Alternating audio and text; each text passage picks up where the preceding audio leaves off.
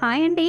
ఉదయాన్నే లంచ్ బాక్స్‌లోకి ఎలాంటి హడావిడి లేకుండా ఈజీగా చేసుకునే రెసిపీ ఆనియన్ రైస్ అండి. దీన్ని చేయడం కూడా చాలా సింపుల్ అండి. దీనికోసం 2 టేబుల్ స్పూన్ల ఆయిల్ వేసుకొని పోపు దినుసులు, కరివేపాకు, మెంతాకు, 3 పచ్చిమిర్చి, ఉల్లికాడలు, కొత్తిమీర వేసుకొని చిటపటలాడించుకోవాలి. ఇలా ఇవి వేగిన తర్వాత సన్నగా తరిగిన ఉల్లిపాయ ముక్కల్ని వేసుకొని మూత పెట్టి ఒక 5 నిమిషాల పాటు మగ్గించుకోవాలి. ఇలా ఉల్లిగడ్డ సాఫ్ట్ అయిన తర్వాత మరోసారి కలుపుకొని 1/2 టీ స్పూన్ పసుపు, రుచికి సరిపడా సాల్ట్, టీ స్పూన్ కారం, 1/2 టీ స్పూన్ ధనియాల పొడి వేసుకొని 5 నిమిషాల పాటు మగ్గించుకోవాలి. ముందుగా వండుకున్న అన్నాన్ని వేసేసుకొని పోపంతా బాగా కలిసేలా కలుపుకోవాలి.